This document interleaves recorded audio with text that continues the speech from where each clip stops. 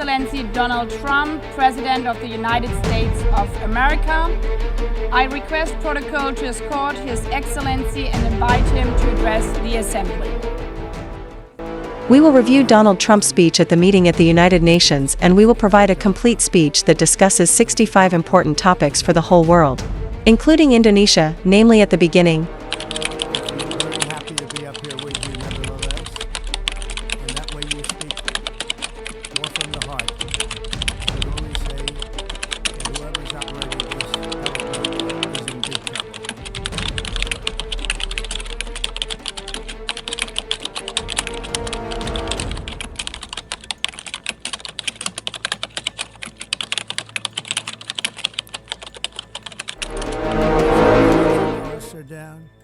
in big trouble. Donald Trump opened his speech by violating the broken United Nations teleprompter and slaughtering world leaders. He assessed the global peace of destruction since he left office, blaming Joe Biden's government for the economic crisis, illegal immigration, and wars in various areas. Trump claims to have managed to restore the U.S. economy in just 8 months, suppressing inflation, reducing energy prices, attracting large investments, and closing the southern border of illegal immigration. On the international stage, he praised the success of ending 7 wars, encouraging NATO to increase defense budget, and negotiating many trade agreements, including Indonesia. Trump denies the United Nations, which is considered ineffective, even funding illegal immigration, and affirming that America only belongs to its people. He affirmed his commitment to fight Iran's nuclear weapons, pushing for a ceasefire in Gaza, the liberation of the land of Israel, and the end of the Russian-Ukrainian war through tariffs. Trump also warned of the dangers of pandemic biological weapons and European energy policy. His speech was closed with an invitation for countries around the world to reject the old approach, protect sovereignty, and work together to create a future that is safer and more prosperous. President Donald Trump affirmed that every nation has the right to protect its borders and culture from the large migration flow, which is considered to cause crime and social crisis. He cited the high data of emigrant flows in Europe, called emigrant journeys full of death and violence, and claimed that the fast deportation policy in the U.S. has saved many lives. He accused the Biden administration of failing to overcome immigration, human trafficking, and the drug cartel, while affirming its success in positioning the Venezuelan cartel as a terrorist organization and stopping drug smuggling through the sea. On the energy issue, Trump praised green energy and climate change as an expensive fraud that has made European countries bankrupt, praised the policy of fossil and nuclear fuels, and praised ASEAN as the largest producer and exporter of energy. He also emphasized the interest of ASEAN in the Paris Climate Agreement, the implementation of trade tariffs to protect the industry, and the success in suppressing inflation. Trump expressed admiration for the heritage of European and American history, calling for the protection of national sovereignty, freedom of speech, and freedom of religion, especially Christianity, as well as affirming that immigration is uncontrollable and that green energy is the two monsters that destroy the world.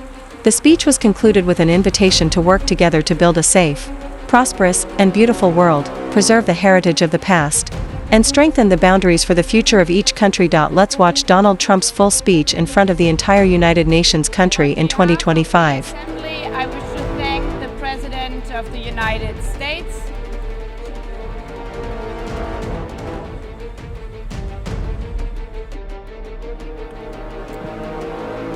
The Assembly will hear an address by His Excellency Donald Trump, President of the United States of America. I request protocol to escort His Excellency and invite him to address the Assembly.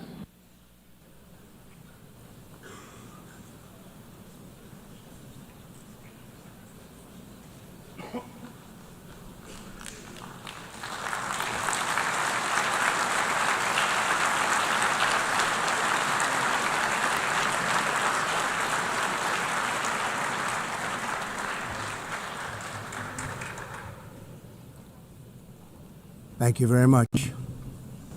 Very much appreciated.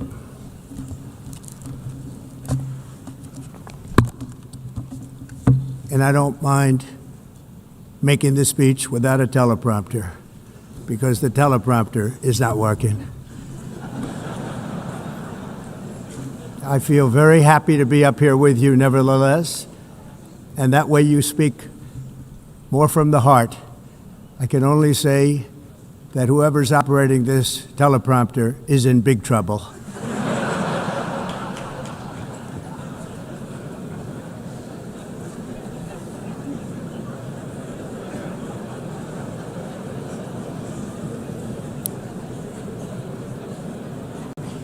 Hello, Madam First Lady. Thank you very much for being here. And Madam President, Mr. Secretary General, First Lady of the United States, distinguished delegates, ambassadors, and world leaders. 6 years have passed since I last stood in this grand hall and addressed a world that was prosperous and at peace in my first term. Since that day, the guns of war have shattered the peace I forged on 2 continents. An era of calm and stability gave way to one of the great crises of our time. And here in the United States, 4 years of weakness, lawlessness, and radicalism under the last administration delivered our nation into a repeated set of disasters. 1 year ago, our country was in deep trouble, but today, just 8 months into my administration, we are the hottest country anywhere in the world, and there is no other country even close. America is blessed with the strongest economy, the strongest borders, the strongest military, the strongest friendships, and the strongest spirit of any nation on the face of the earth. This is indeed the golden age of America. We are rapidly reversing the economic calamity we inherited from the previous administration, including ruinous price increases and record-setting inflation like we've never had before. Under my leadership, energy costs are down, gasoline prices are down, grocery prices are down, mortgage rates are down, and inflation has been defeated. The only thing that's up is the stock market, which just hit a record high. In fact, it hit a record high 48 times in the last short period of time. Growth is surging, manufacturing is booming. The stock market, as I said, is doing better than it's ever done. And all of you in this room benefit by that, almost everybody. And importantly, workers' wages are rising at the fastest pace in more than 60 years. And that's what it's all about, isn't it? In 4 years of President Biden, we had less than $1 trillion of new investment into the United States. In just 8 months since I took office, we have secured commitments and money already paid for $17 trillion. Think of it, 4 years, less than $1 trillion, 8 months, much more than $17 trillion is being invested in the United States, and it's now pouring in from all parts of the world. We've implemented the largest tax cuts in American history and the largest regulation cuts in American history, making this once and again the best country on earth to do business. And many of the people in this room are investing in America, and it's turned out to be an awfully good investment during this 8-month period. In my first term, I built the greatest economy in the history of the world. We had the best economy ever, history of the world. And I'm doing the same thing again, but this time it's actually much bigger and even better. The numbers far surpass my record-setting first term. On our southern border, we have successfully repelled a colossal invasion. And for the last 4 months, and that's 4 months in a row, the number of illegal aliens admitted and entering our country has been 0.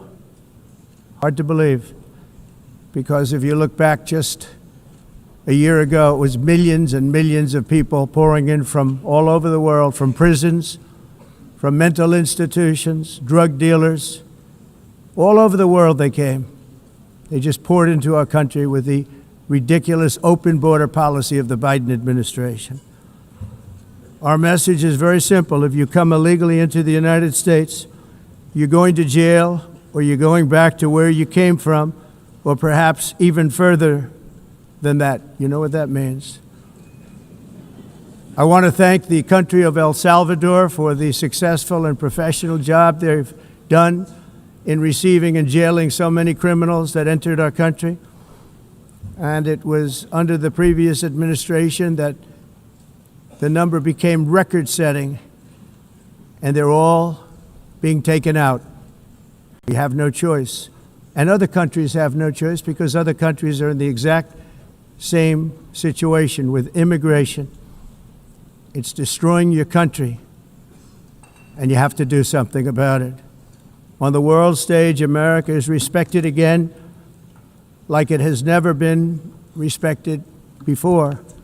You think about 2 years ago, 3 years ago, 4 years ago, or 1 year ago, we were a laughingstock all over the world.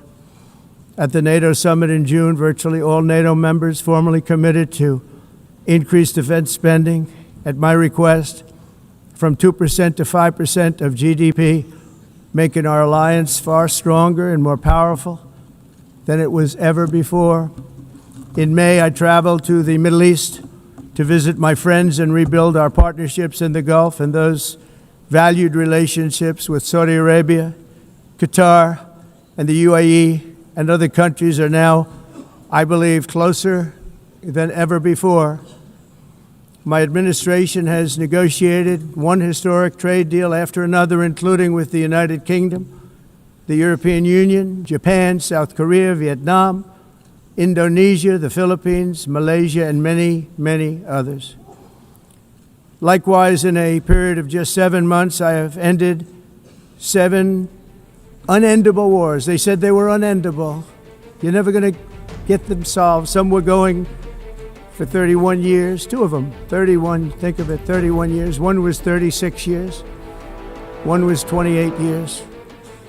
I ended 7 wars. And in all cases, they were raging with countless thousands of people being killed. This includes Cambodia and Thailand, Kosovo and Serbia, the Congo and Rwanda, a vicious, violent war that was, Pakistan and India, Israel and Iran, Egypt and Ethiopia, and Armenia and Azerbaijan. It included all of them. No president or prime minister, and for that matter, no other country has ever done anything close to that. And I did it in just 7 months.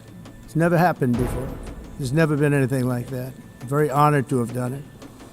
It's too bad that I had to do these things instead of the United Nations doing them. And sadly, in all cases, the United Nations did not even try to help in any of them. I ended 7 wars, dealt with the leaders of each and every one of these countries, and never even received a phone call from the United Nations offering to help in finalizing the deal. All I got from the United Nations was an escalator that on the way up stopped right in the middle. If the First Lady wasn't in great shape, she would have fallen, but she's in great shape. We're both in good shape. We both stood. And then a teleprompter that didn't work. These are the 2 things I got from the United Nations, a bad escalator and a bad teleprompter. Thank you very much. And by the way, it's working now. It just went on. Thank you. I think I should just do it the other way. It's easier. Thank you very much. I didn't think of it at the time because I was too busy working to save millions of lives. That is the saving and stopping of these wars. But later I realized that the United Nations wasn't there for us. They weren't there. I thought of it really after the fact, not during these negotiations, which were not easy. That being the case, what is the purpose of the United Nations? The UN has such tremendous potential. I've always said it. It has such tremendous, tremendous potential, but it's not even coming close to living up to that potential. For the most part, at least for now, all they seem to do is write a really strongly worded letter and then never follow that letter up. It's empty words, and empty words don't solve war. The only thing that solves war and wars is action. Now, after ending all of these wars and also earlier negotiating the Abraham Accords, which is a very big thing for which our country received no credit, never receives credit, Everyone says that I should get the Nobel Peace Prize for each one of these achievements. But for me, the real prize will be the sons and daughters who live to grow up with their mothers and fathers, because millions of people are no longer being killed in endless and unglorious wars. What I care about is not winning prizes, it's saving lives. We saved millions and millions of lives with the 7 wars. And we have others that we're working on, and you know that. Many years ago, a very successful real estate developer in New York, known as Donald J. Trump, I bid on the renovation and rebuilding of this very United Nations complex. I remember it so well. I said at the time that I would do it for $500 million, rebuilding everything. It would be beautiful. I used to talk about, I'm going to give you marble floors. They're going to give you terrazzo. I'm going to give you the best of everything. You're going to have mahogany walls. They're going to give you plastic. But they decided to go in another direction, which was much more expensive at the time, and which actually produced a far inferior product. And I realized that they did not know what they were doing when it came to construction, and that their building concepts were so wrong, and the product that they were proposing to build was so bad and so costly. It was going to cost them a fortune. And I said, and wait till you see the overruns. Well, I turned out to be right. They had massive cost overruns and spent between $2 and $4 billion on the building, and did not even get the marble floors that I promised them. You walk on terrazzo. Do you notice that? As far as I'm concerned, frankly, looking at the building and getting stuck on the escalator, they still haven't finished the job. They still haven't finished. That was years ago. The project was so corrupt that Congress actually asked me to testify before them on the tremendous waste of money, because it turned out that they had no idea what it was, but they knew it was anywhere between $2 and $4 billion as opposed to $500 million with a guarantee. But they had no idea, and I said it cost much more than $5 billion. Unfortunately, many things in the United Nations are happening just like that, but on an even much bigger scale, much, much bigger. Very sad to see. Whether the UN can manage to play a productive role, I've come here today to offer the hand of American leadership and friendship to any nation in this assembly that is willing to join us in forging a safer, more prosperous world. And it's a world that we'll be much happier with. A dramatically better future is within our reach. But to get there, we must reject the failed approaches of the past and work together to confront some of the greatest threats in history. There is no more serious danger to our planet today than the most powerful and destructive weapons ever devised by man, of which the United States, as you know, has many. Just as I did in my first term, I've made containing these threats a top priority, starting with the nation of Iran. My position is very simple. The world's #1 sponsor of terror can never be allowed to possess the most dangerous weapon. That's why shortly after taking office, I sent the so-called Supreme Leader a letter making a generous offer. I extended a pledge of full cooperation in exchange for a suspension of Iran's nuclear program.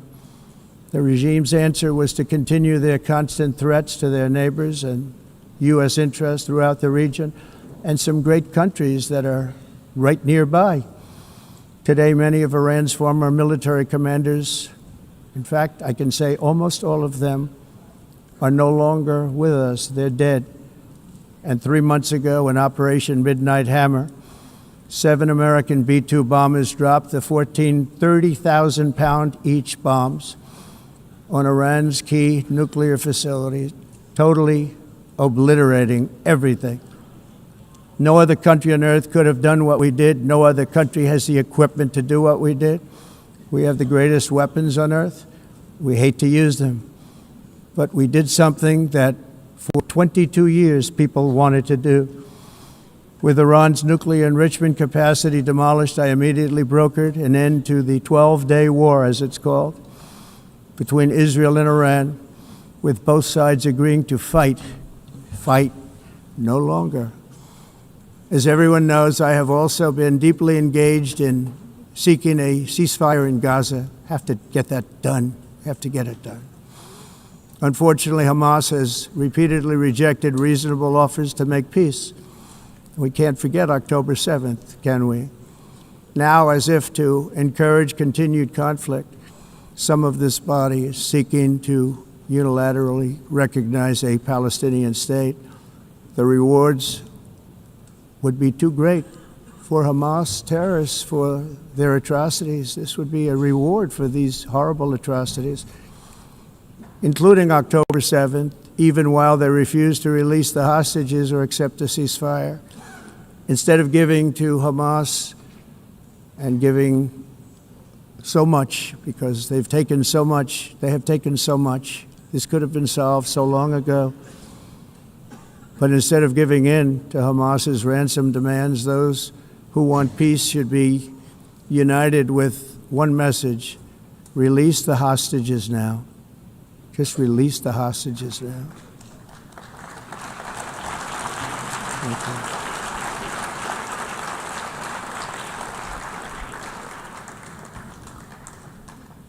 Thank you.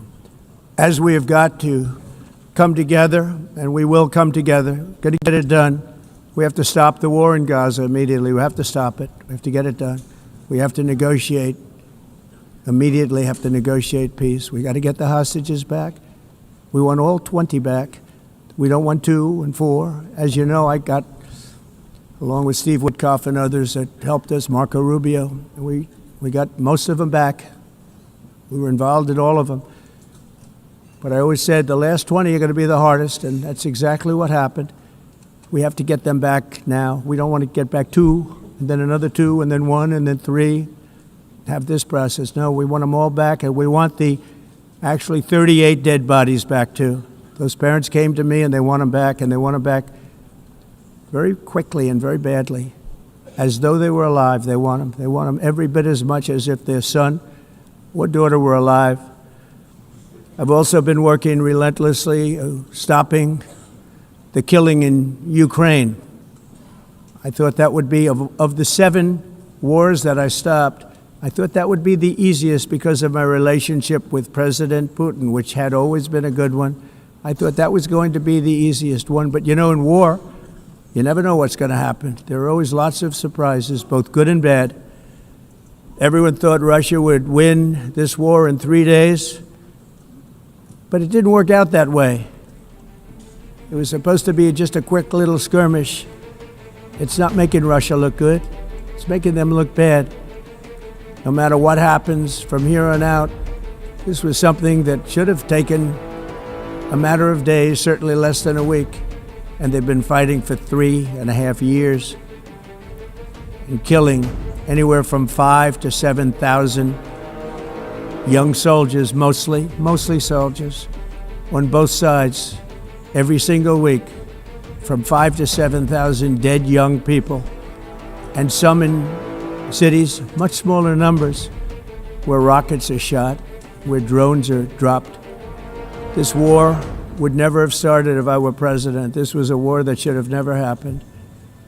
It shows you what leadership is, what bad leadership can do to a country. Look what happened to the United States, and look where we are right now in just a short period of time. The only question now is how many more lives will be needlessly lost on both sides. China and India are the primary funders of the ongoing war by continuing to purchase Russian oil. But inexcusably, even NATO countries have not cut off much Russian energy and Russian energy products, which, as you know, I found out about 2 weeks ago, and I wasn't happy. Think of it. They're funding the war against themselves. Who the hell ever heard of that one? In the event that Russia is not ready to make a deal to end the war, then the United States is fully prepared to impose a very strong round of powerful tariffs, which would stop the bloodshed, I believe, very quickly. But for those tariffs to be effective, European nations, all of you are gathered here right now, would have to join us in adopting the exact same measures. I mean, you're much closer to this. We have an ocean in between. You're right there. And Europe has to step it up. They can't be doing what they're doing. They're buying oil and gas from Russia while they're fighting Russia. It's embarrassing to them, and it was very embarrassing to them when I found out about it, I can tell you that. But they have to immediately cease all energy purchases from Russia. Otherwise, we're all wasting a lot of time. So I'm ready to discuss this. We're going to discuss it today with the European nations, all gathered here. I'm sure they're thrilled to hear me speak about it, but that's the way it is. I like to speak my mind and speak the truth. As we seek to reduce the threat of dangerous weapons today, I'm also calling on every nation to join us in ending the development of biological weapons once and for all. And biological is terrible, and nuclear is even beyond, and we include nuclear in that. We want to have a cessation of the development of nuclear weapons. We know, and I get to view it all the time. Sir, would you like to see? And I look at weapons that are so powerful that we just can't ever use them. If we ever use them, the world literally might come to an end. There would be no United Nations to be talking about. There would be no nothing. Just a few years ago, reckless experiments overseas gave us a devastating global pandemic. Yet despite that worldwide catastrophe, many countries are continuing extremely risky research into bioweapons and man-made pathogens. This is unbelievably dangerous. To prevent potential disasters, I'm announcing today that my administration will lead an international effort to enforce biological weapons convention, which is going to be meeting with the top leaders of the world by pioneering an AI verification system that everyone can trust. Hopefully the UN can play a constructive role, and it will also be one of the early projects under AI. Let's see how good it is, because a lot of people are saying it could be one of the great things ever, but it also can be dangerous, but it can be put to tremendous use and tremendous good, and this would be an example of that. Not only is the UN not solving the problems it should, too often, it's actually creating new problems for us to solve. The best example is the number one political issue of our time, the crisis of uncontrolled migration. It's uncontrolled. Your countries are being ruined. The United Nations is funding an assault on Western countries and their borders. In 2024, the UN budgeted $372 million in cash assistance to support an estimated 624,000 migrants journeying into the United States. Think of that. The UN is supporting people that are illegally coming into the United States, and then we have to get them out. The UN also provided food, shelter, transportation, and debit cards to illegal aliens. Can you believe that? On the way to infiltrate our southern border. Millions of people came through that southern border. Just a year ago, millions and millions of people were pouring in, 25 million altogether over the 4 years of the incompetent Biden administration. And now we have it stopped, totally stopped. In fact, they're not even coming anymore because they know they can't get through. But what took place is totally unacceptable. The UN is supposed to stop invasions, not create them and not finance them. In the United States, we reject the idea that mass numbers of people from foreign lands can be permitted to travel halfway around the world, trample our borders, violate our sovereignty, cause unmitigated crime, and deplete our social safety net. We have reasserted that America belongs to the American people, and I encourage all countries to take their own stand in defense of their citizens as well. You have to do that because I see it. I'm not mentioning names. I see it, and I could call every single one of them out. You're destroying your countries. They're being destroyed. Europe is in serious trouble. They've been invaded by a force of illegal aliens like nobody's ever seen before. Illegal aliens are pouring into Europe. Nobody is ever, and nobody's doing anything to change it, to get them out. It's not sustainable. And because they choose to be politically correct, they're doing just absolutely nothing about it.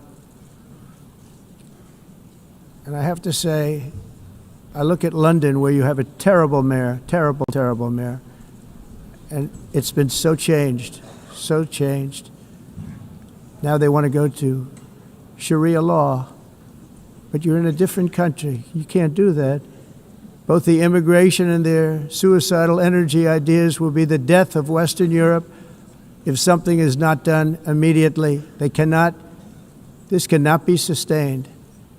What makes the world so beautiful is that each country is unique. But to stay this way, every sovereign nation must have the right to control their own borders. You have the right to control your borders, as we do now, and to limit the sheer numbers of migrants entering their countries and paid for by the people of that nation that were there and that built that particular nation at the time. They put their blood, sweat, tears, money into that country, and now they're being ruined. Proud nations must be allowed to protect their communities and prevent their societies from being overwhelmed by people they have never seen before, with different customs, religions, with different everything. Where migrants have violated laws, lodged false asylum claims, or claimed refugee status for illegitimate reasons, they should, in many cases, be immediately sent home.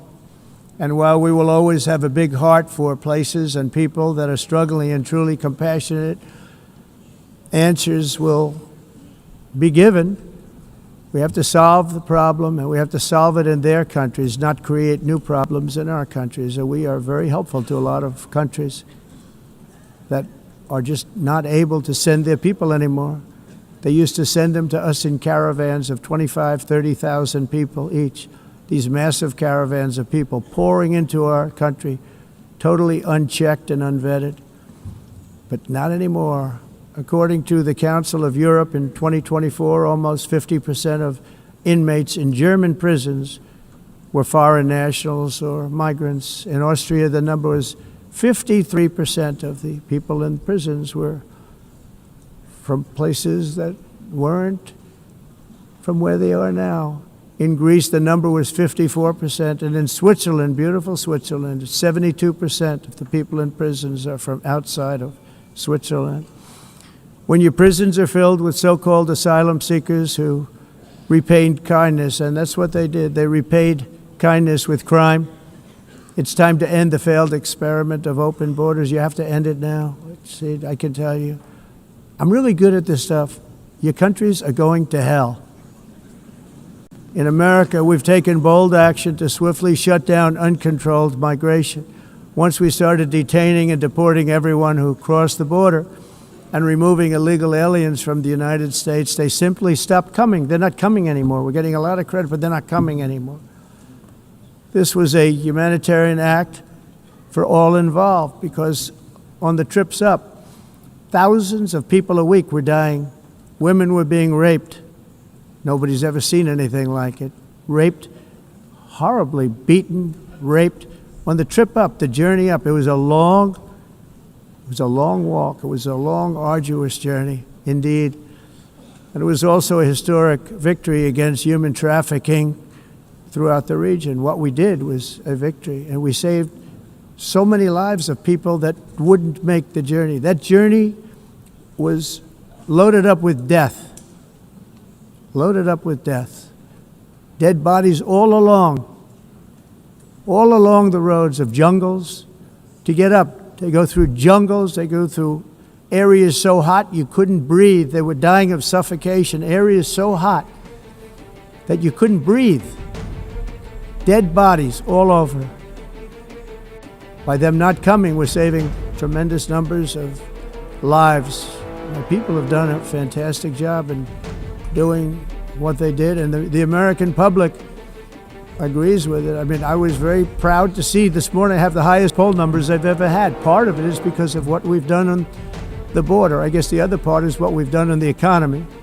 Joe Biden's policies empowered murderous gangs, human smugglers, child traffickers, drug cartels, and prisoners from all over the world. The previous administration also lost nearly 300,000 children. Think of that. They lost more than 300,000 children, little children, who were trafficked into the United States on the Biden watch, many of whom have been raped, exploited, and abused, and sold.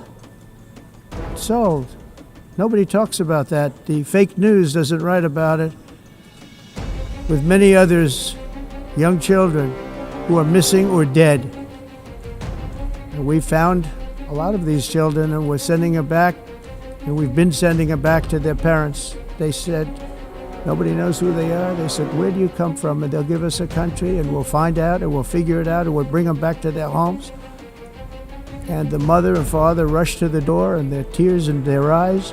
They can't believe that they're seeing their son or daughter, their little son or daughter again. We've done almost 30,000 of them so far. Any system that results in the mass trafficking of children is inherently evil.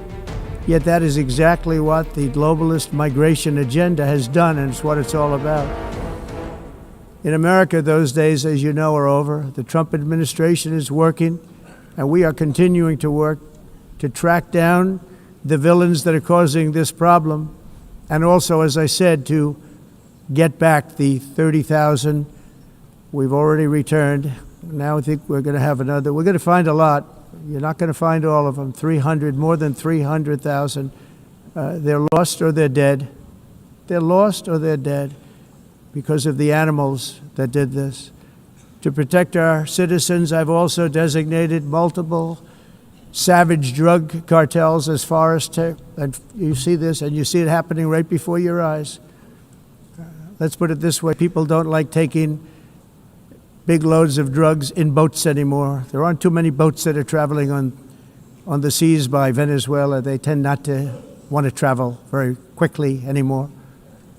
And we've virtually stopped drugs coming into our country by sea. We call them the water drugs. They kill hundreds of thousands of people. I've also designated multiple savage drug cartels as far as foreign terrorist organizations, along with two bloodthirsty transnational gangs, probably the worst gangs anywhere in the world, MS-13 and Tren de Aragua. Tren de Aragua is from Venezuela, by the way. Such organizations torture, maim, mutilate, and murder with impunity.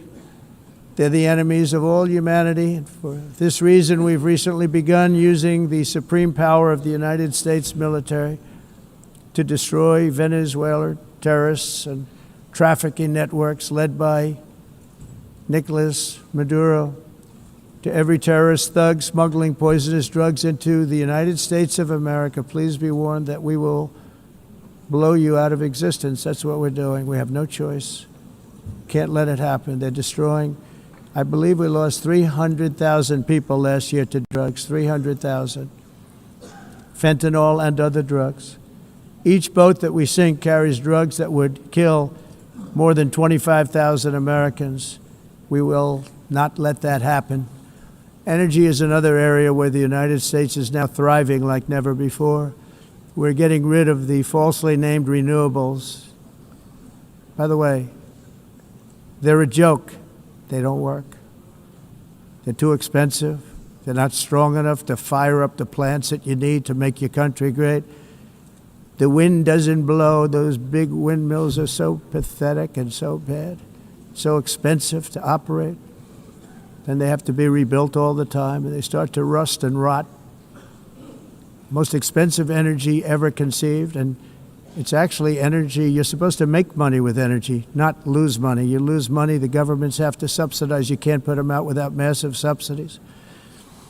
And most of them are built in China, and I give China a lot of credit. They build them, but they have very few wind farms. So why is it that they build them and they send them all over the world, but they barely use them? You know what they use? Coal. They use gas.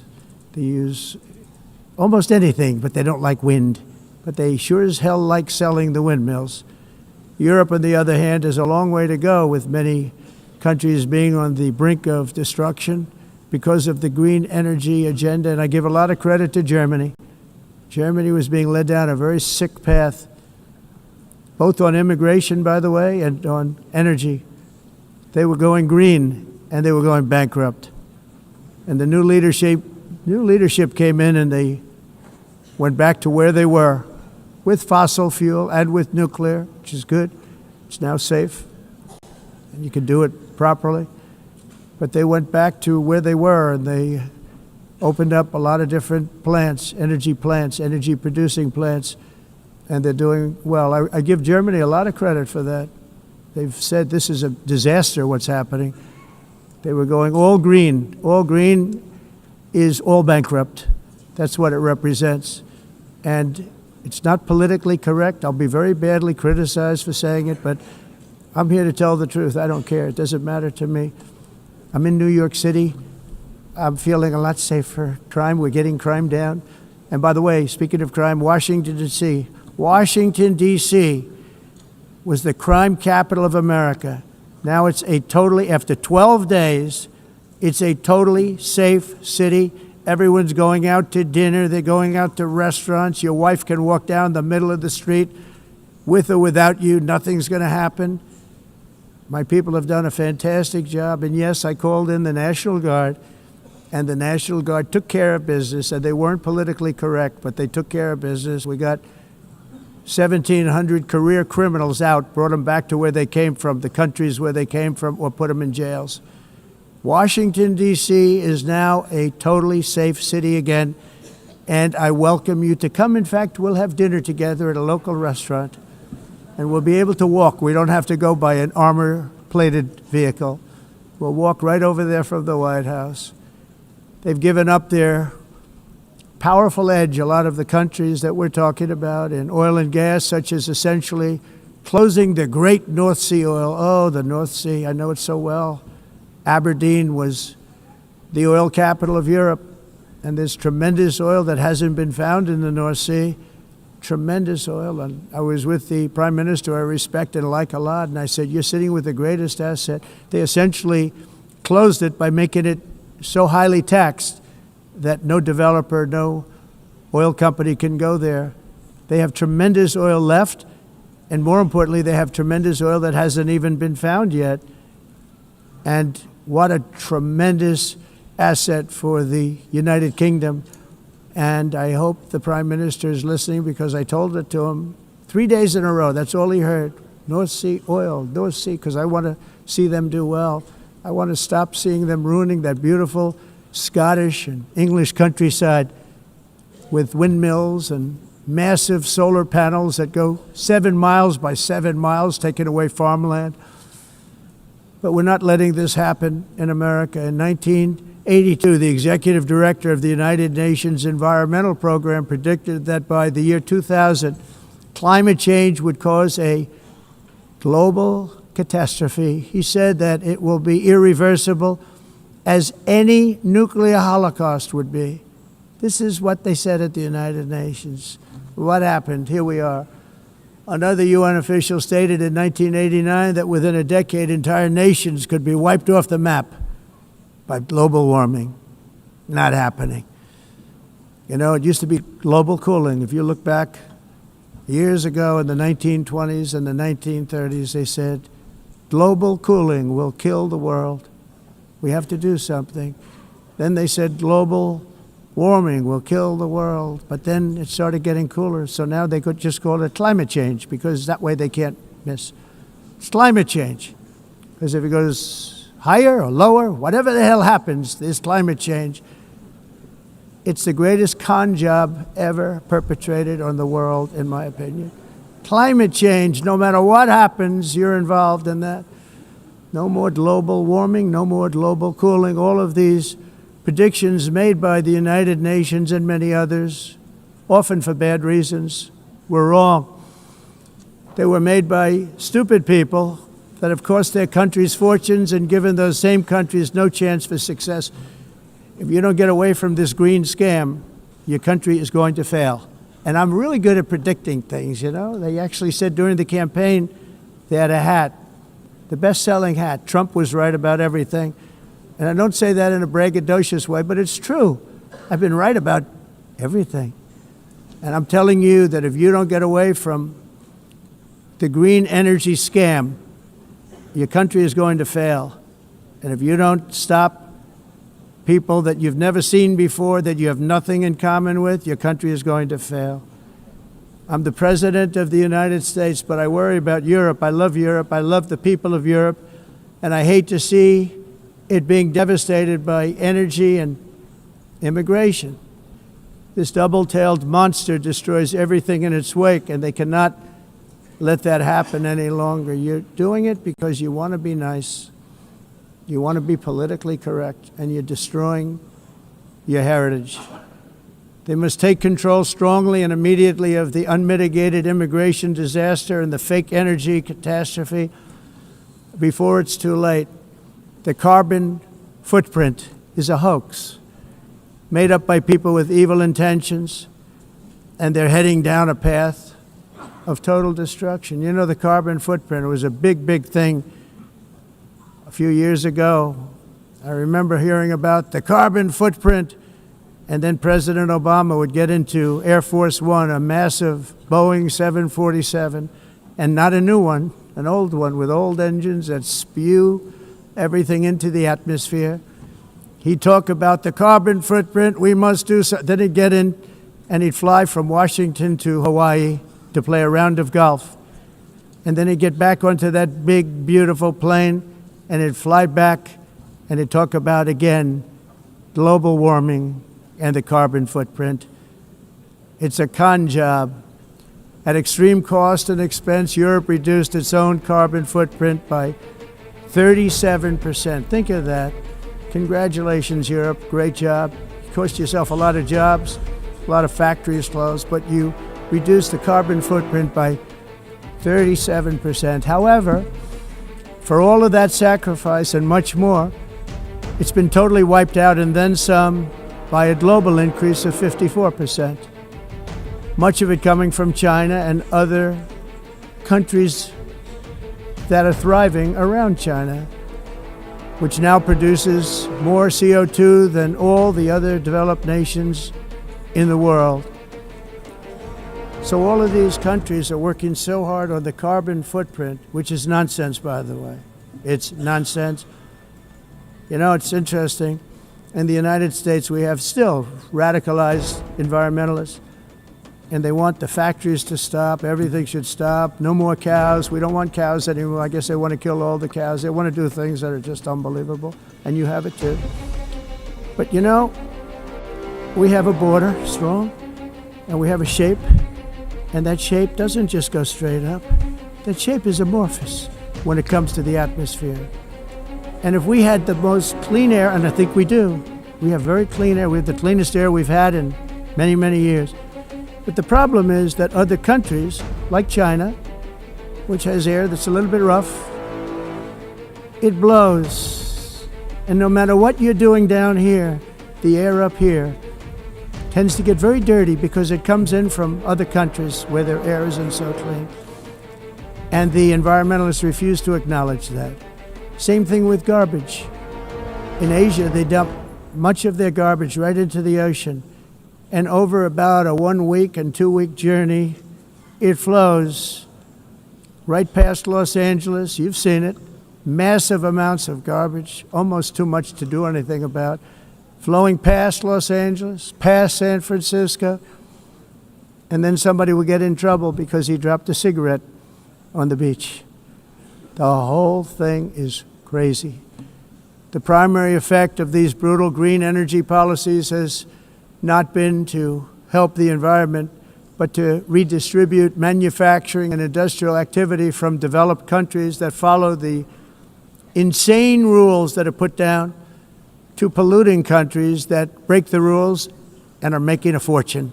They're making a fortune. European electricity bills are now 4 to 5 times more expensive than those in China, and 2 to 3 times higher than the United States. And our bills are coming way down. You probably see that our gasoline prices are way down. You know, we have an expression, drill, baby, drill, and that's what we're doing. We're going to be much lower in a year from now. but they've come way down over the last year. As a result, every air conditioner is like very uncommon to see one in some of these countries because the electric costs are so high. So while the U.S. has approximately 1,300 heat-related deaths annually, that's a lot, Europe loses more than 175,000 people to heat deaths each year because the costs are so expensive you can't turn on an air conditioner. What is that all about? That's not Europe. That's not the Europe that I love and know. All in the name of pretending to stop the global warming hoax.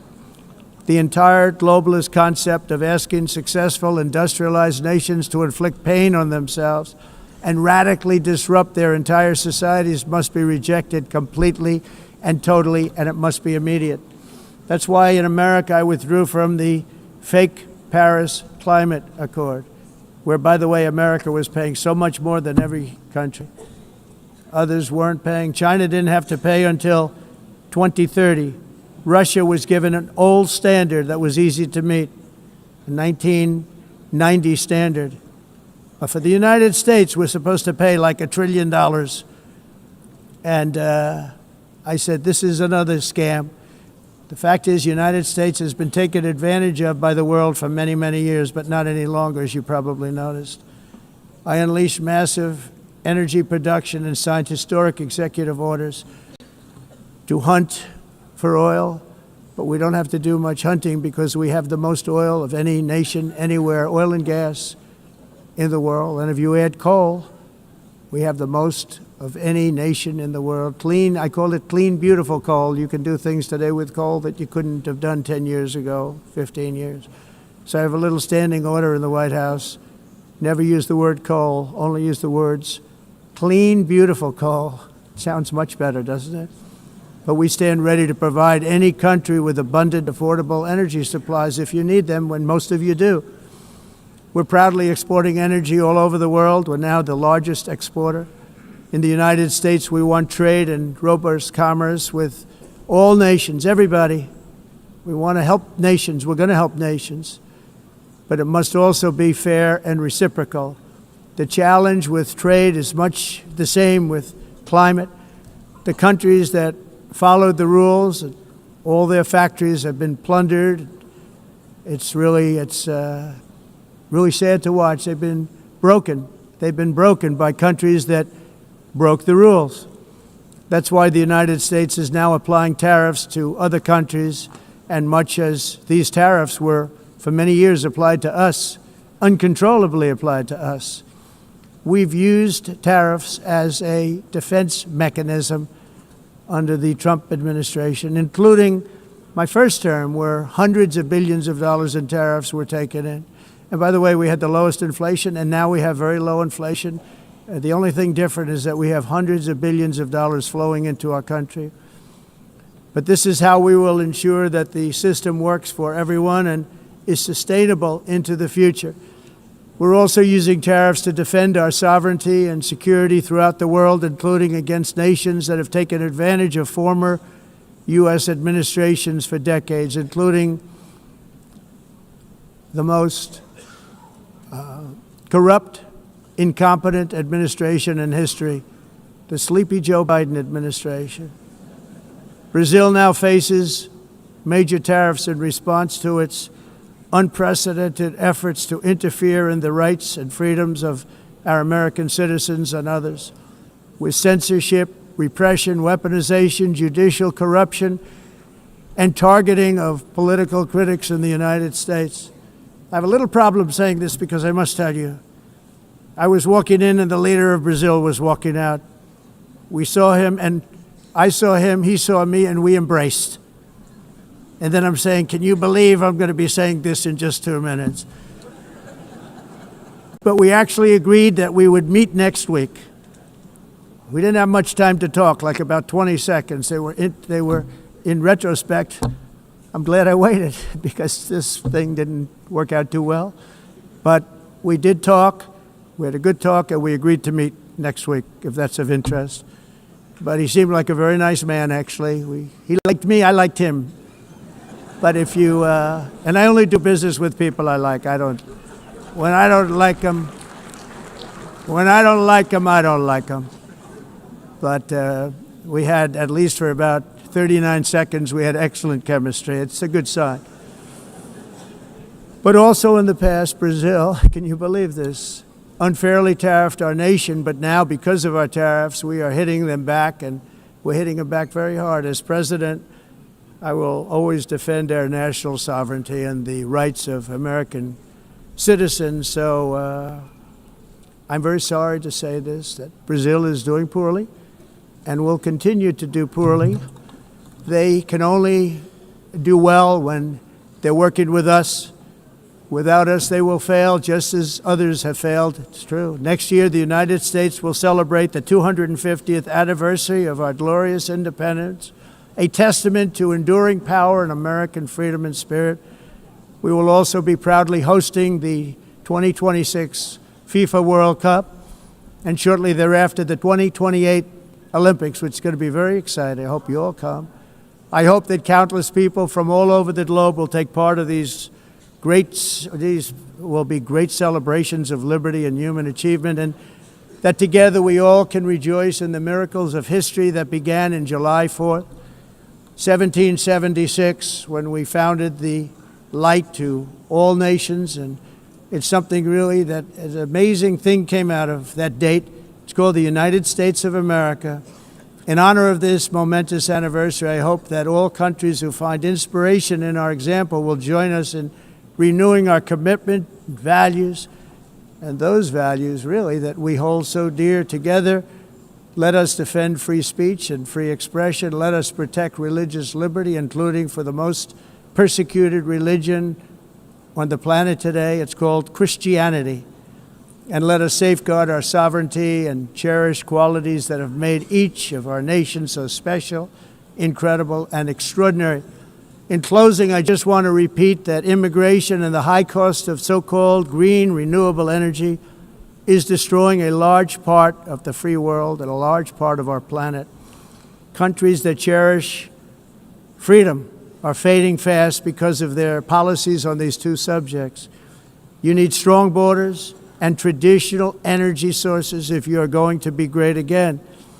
Whether you have come from north or south, east or west, near or far, every leader in this beautiful hall today represents a rich culture, a noble history, and a proud heritage that makes each nation majestic and unique, unlike anything else in human history or any other place on the face of the earth.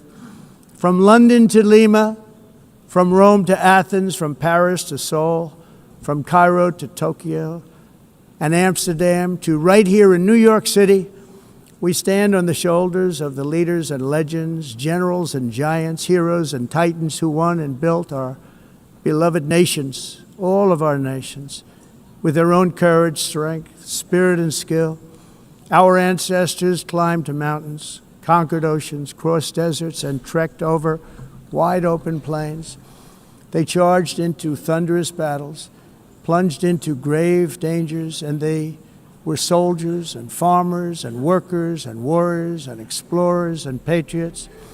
They built towns into cities, tribes into kingdoms, ideas into industries, and small islands into mighty empires.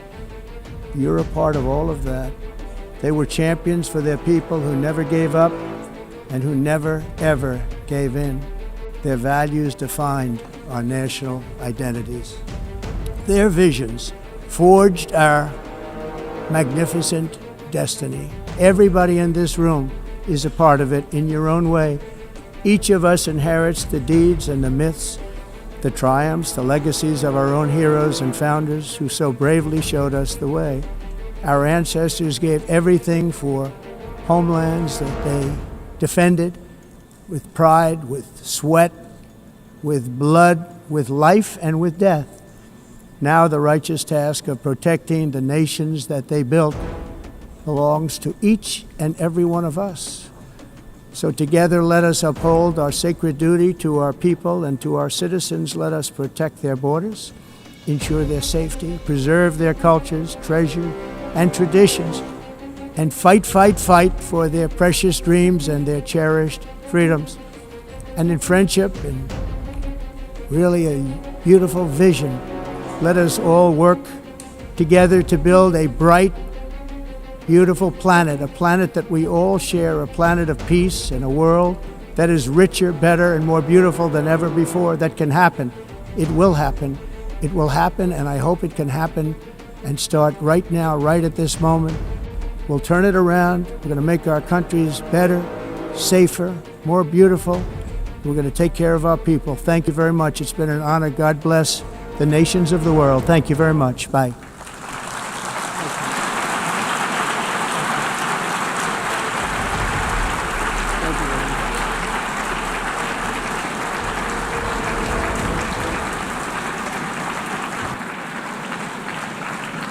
On behalf of the Assembly, I wish to thank the President of the United States,